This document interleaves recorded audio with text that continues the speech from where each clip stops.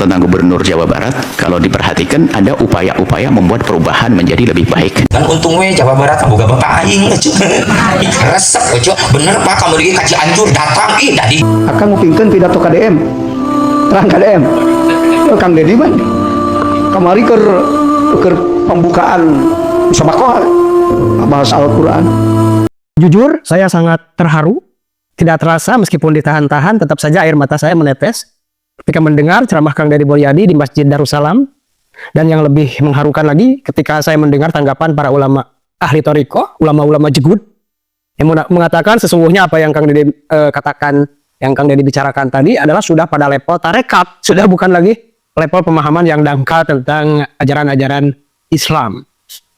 Itu yang membuat saya sangat terharu. Bahkan banyak sekali ulama-ulama yang terkenal ya keilmuannya dan juga ketawaduannya seperti Gus Baha, Ustaz Adi Hidayat sudah mulai dekat dengan Kang Deddy Mulyadi, bahkan Buya Yahya sendiri yang memang dekat kesana kemari, pada Habib-Habib juga dekat dan memuji Kang Deddy Mulyadi yang meskipun ada golongan-golongan tertentu mungkin dari kalangan Habib yang mencolok seperti Habib Rizik, seperti Pak Bahar bin Smith gitu kan yang memang mengkafirkan dan mengatakan KDM musyrik, itu akan membuat mereka semakin malu lagi ya mendengar ceramah KDM dan tanggapan ulama-ulama jegun.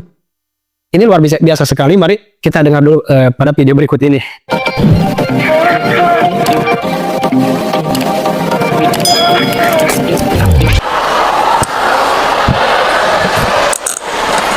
Assalamualaikum warahmatullahi wabarakatuh. Sampurasun. Alhamdulillah wa syukrulillah wa nikmatillah, la haula wa la quwata illa billah. Allahumma sholli ala sayyidina Muhammad wa ala ali sayyidina Muhammad. Hari ini kita sangat berbahagia karena selain mendengarkan lantun dan adzan yang indah, kita bisa duduk bersimbuh setara di masjid yang megah. Masjid penuh kedamaian, ketentraman dan kebahagiaan yang dalam bahasa Arabnya Darussalam. Dan hadir di tengah-tengah kita bukan hanya sebagai pejabat negara, tetapi kakak saya sendiri, Ketua MPR RI, Bapak Kiai Haji Ahmad Muzani. Bapak itu lebih dekat kekiaiannya dibanding politisinya, sehingga lebih arif dibanding yang namanya Arif. Saya ucapkan terima kasih juga atas kehadiran. Kalau dari nama awal namanya orang jadi ragu, Romo, tapi ternyata Romo R. Muhammad Syafi'i, Kiai Haji, Wakil Menteri Agama, yang saya dengar sebentar lagi akan melepas status dudanya.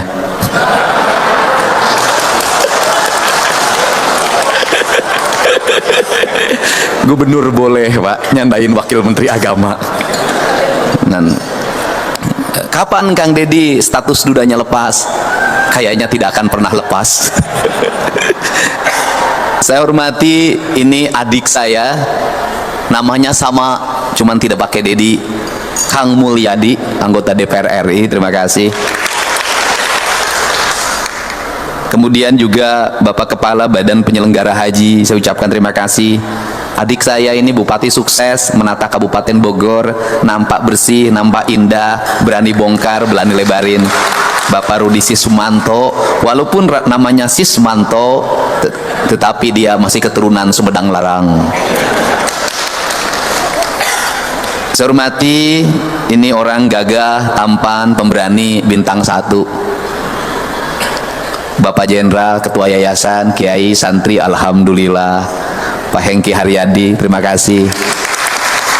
Insya Allah kalau Pak Hengki memegang yayasannya, maka seluruh dana kotak amalnya akan terjaga dengan baik. Kemudian keluarga besar yayasan yang saya hormati, para tokoh agama, para alim ulama, pimpinan majelis taklim, tidak lupa juga emak-emak yang berseragam dalam kerudungnya. Ada yang agak pink, ada yang kayas, kata orang Sunda, ada yang putih. Mudah-mudahan seluruh kerudungnya sudah lunas. Pagi hari ini pagi yang berbahagia. sebagai gubernur tentunya ada hal yang mendasar yang menjadi amanah leluhurnya orang Sunda, yaitu Sunan Gunung Jati yang dulu bermukim di Cirebon. Sampai ada azan namanya adzan pitu. Amanahnya cuma dua yang dia titipkan, tajuk dan fakir miskin. Kalau tajuk ini ya kayak gini, cuman ukurannya dulu kecil.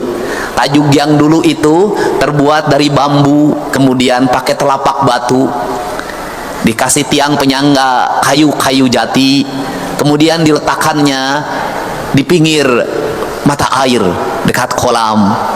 Kemudian di tempat itu ada azan yang dilantunkan tanpa pengeras suara. Di ruangannya hanya lentera untuk mengajarkan ngaji guru pada muridnya. Dan di tajuk itulah nilai-nilai kedamaian, nilai-nilai kerukunan, nilai-nilai spiritualitas bagi anak-anak pedesaan terbangun. Belajar ngajinya lama, ada yang dari alif batasa sampai narawas, itu ada yang 1 tahun baru bisa, 2 tahun baru bisa, bahkan ada yang 6 tahun baru bisa. Tetapi selama perjalanan mengajinya itu, anak-anak itu tumbuh dalam harisma spiritualitas tajuk. Maka ada kakawen dalang namanya begini, gedong dur kali sambung paguliman sesepiting trim pepetetan samia murag baling bing lan jeruk manis. Gedong dur artinya bangunan yang sangat tinggi yang menghubungkan bumi dan langit. Maka orang Sunda meletakkan di atasnya menara disebutnya, yaitu yang menjadi penghubung antara bumi dan langit. Dan yang menjadi penghubungnya adalah suara azan untuk mengingatkan orang agar dia kembali pada Allah. Cuman sayang bagi masyarakat Jawa Barat, kalau suruh kembali pada Allah rata-rata bilangnya innalillahi wa inna ilaihi rajiun. Ya Allah, aku jangan dulu menghadap hari ini. Dan dianggapnya orang yang menghadap Allah itu adalah orang yang mati. Padahal orang yang menghadap Allah itu adalah orang yang hidup. Dan orang yang tidak menghadap Allah adalah orang-orang yang mati. Sesungguhnya panggilan azan itu adalah panggilan untuk orang agar kematian berubah jadi kehidupan. Mati telinganya, mati tangannya, mati hidungnya, mati matanya, mati lidahnya, mati hatinya. Maka suara azan itu mengingatkan dia untuk segera kembali hidup, agar telinganya hidup, matanya hidup, hidungnya hidup, lidahnya hidup, dan kematian matinya hidup. Kata orang Sunda itu, jaga panon ku awasna, jaga ceuli ku danguna, jaga irung ku angsena, jaga letah ku ucapna, jaga hate ku ikhlasna. Maka masjid itu sesungguhnya merupakan sumber dari kehidupan dan tempat untuk menghidupkan orang-orang yang mati. Maka orang-orang yang bersujud adalah orang-orang yang hidup. Orang-orang yang tidak pernah bersujud itu adalah orang-orang yang mati. Maka di kaidahnya pengikut talkinnya Abah Anom pasti diajarkan untuk ditalkinan.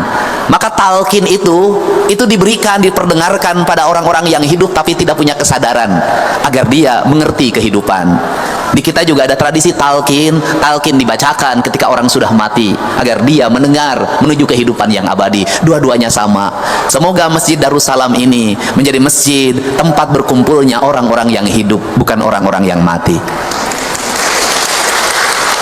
Karena orang hidup, maka saya sampai pada tingkatan yang kedua, yaitu di masjid itu dititipkan fakir miskin.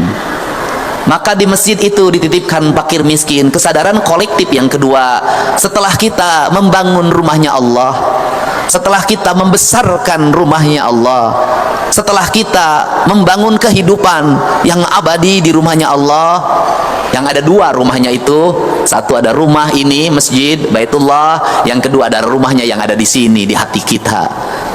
Maka tugas kita yang kedua adalah menjaga anak-anak yatim untuk tetap bersekolah, menjaga orang-orang miskin untuk tetap makan makanan yang sempurna, menghindarkan dari berbagai peristiwa kriminalitas yang terjadi di Jawa Barat.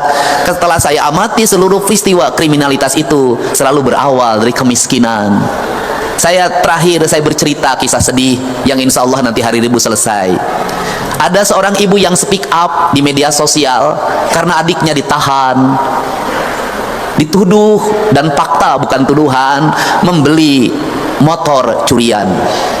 Adiknya itu pinjam sana sini ingin ngojek, untuk membeli motor curian itu, maka terkumpullah uang 2 juta. Dia tidak tahu kalau motor itu yang dibeli adalah motor curian.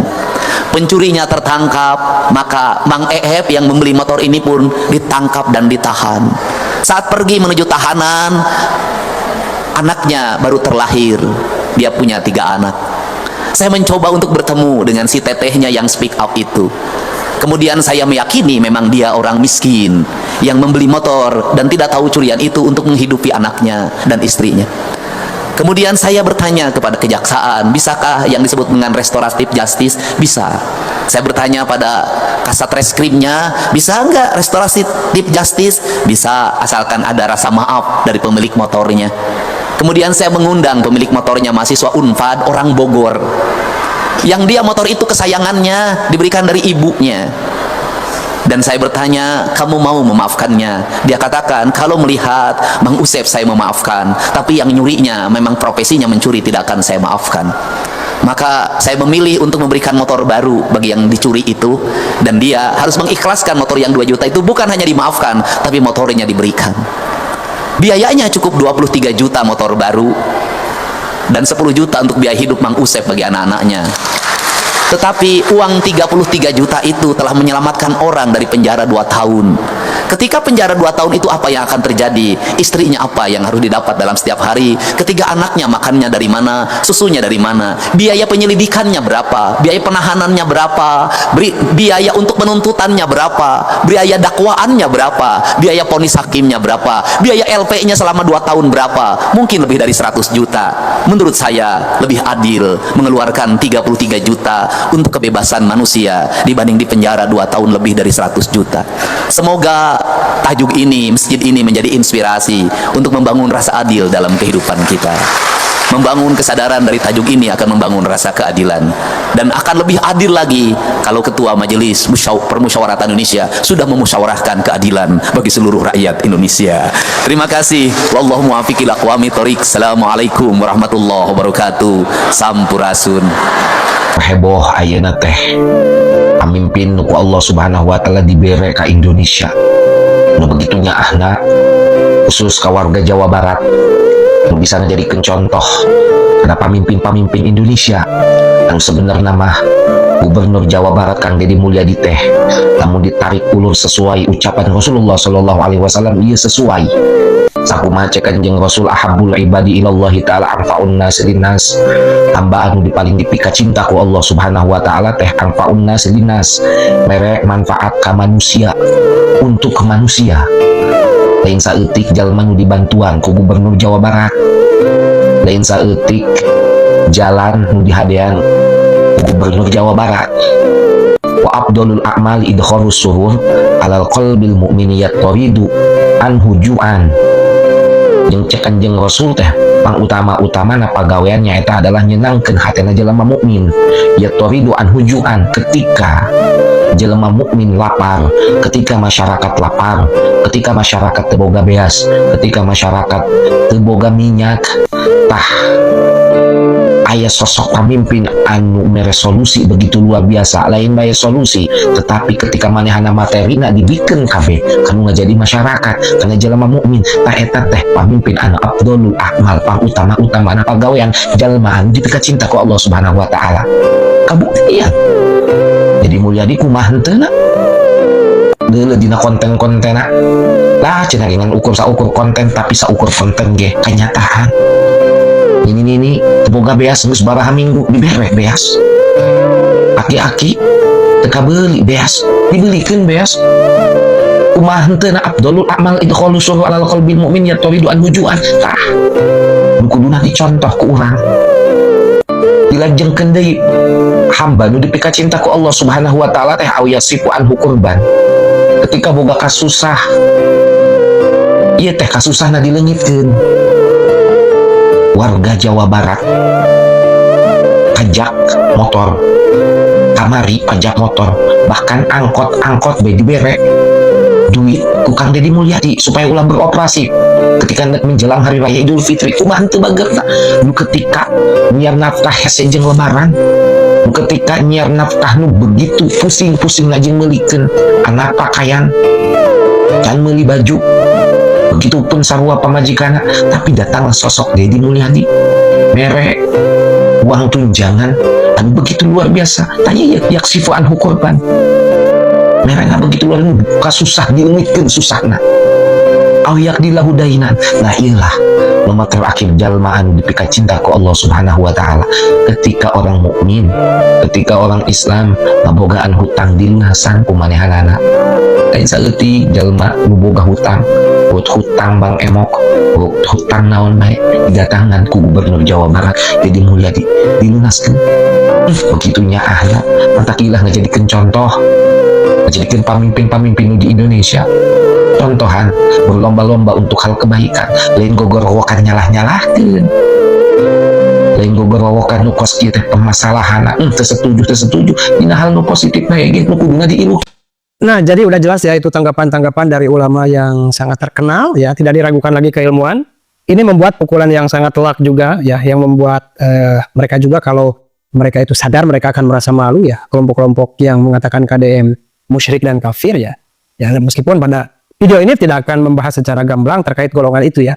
Di sini lebih kepada apa yang disampaikan oleh Kang Deddy Mulyadi sesungguhnya adalah suatu hal yang sangat-sangat kompleks, yang sangat-sangat realistis, yang sangat-sangat menyentuh hati ya, bagaimana hubungan manusia dengan Allah, bagaimana kita menghidupkan hati kita yang mati, bagaimana kita bisa melihat dengan mata yang tadinya tidak melihat, bagaimana kita menumbuhkan rasa pendengaran yang baik yang tadinya pura-pura tidak mendengar menjadi mendengar, yang mana sesungguhnya implementasi dari beberapa ajaran yang diajarkan oleh Rasulullah ya dalam Islam bukan hanya cuma dibaca secara tekstual, tetapi harus lebih secara implementasi dilihat dari kontekstual, bagaimana kita membaca ayat-ayat Al-Quran, kemudian yang lebih penting lagi cara mengimplementasikan ayat-ayat tersebut, bagaimana kita ibadah, kemudian di sekeliling kita ada anak yatim piatu, kita harus memberi, kita harus saling menyayangi, saling mengasihi, yang mana sesungguhnya Islam itu diturunkan ke muka bumi illa rahmatan lil alamin, tidak lain dan tidak bukan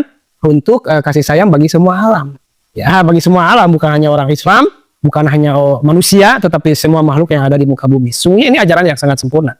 Dan kemudian umat Islam itu juga diajarkan dalam ajarannya, inna arsalnaka ila rahmatan lil alamin, inama bu'istu li utami makarimal akhlaq. Inama bu'istu li utami makarimal akhlaq. Sungguhnya kami mengutus ya. Kami diutus, saya diutus kata Nabi Muhammad itu untuk menyempurnakan akhlak. Bagaimana kita tahu kisah Nabi Muhammad yang setiap pergi ke masjid mau ibadah, ada seseorang yang melempari kotoran, tai onta, melempari dengan sampah dan sebagainya. Nabi Muhammad tidak membalas dengan keburukan, tetapi malah mendoakannya semoga mendapat hidayah. Dan suatu saat dia yang melempari Nabi Muhammad SAW itu sakit, dan orang yang pertama kali menjenguk orang tersebut ketika sakit malah Nabi Muhammad yang ia lempari. Seketika singkat cerita dia itu langsung masuk Islam, dan orang yang pertama kali memeluk dan menyentuh kulit Nabi Muhammad dari kalangan sahabat itu adalah orang tersebut yang tadinya benci kepada Kang Deddy Mulyadi. Nah itu sesungguhnya gambaran-gambaran akhlak Nabi Muhammad yang patut kita contoh. Begitu juga ini memang jauh-jauh melamlu ya. Kalau kita bandingkan Nabi Muhammad dengan Kang Deddy Mulyadi, bahkan dengan saya sendiri jauh sekali ya. Kita dituntut untuk mencontoh perilaku Nabi Muhammad. Ya setidaknya kita kepada orang yang berbuat buruk lah. Kalau bisa kita berbuat baik saja kepada orang yang berbuat buruk. Ya mungkin suatu saat karena manusia itu punya hati ya. Insan itu dari kata nasaya kalau gak salah, itu artinya jinak. Kalau manusia itu diberi kelembutan maka akan jinak, maka akan mengikuti kita, tersentuh hatinya dan akan ikut sama kita gitu. Ya mohon maaf atas segala kekurangannya ya, karena saya juga manusia gitu. Apabila ada kekeliruan silakan di kolom komentar. Terima kasih. Terima kasih sudah menonton. Jangan lupa like, subscribe, dan tekan tombol lonceng. Bye bye.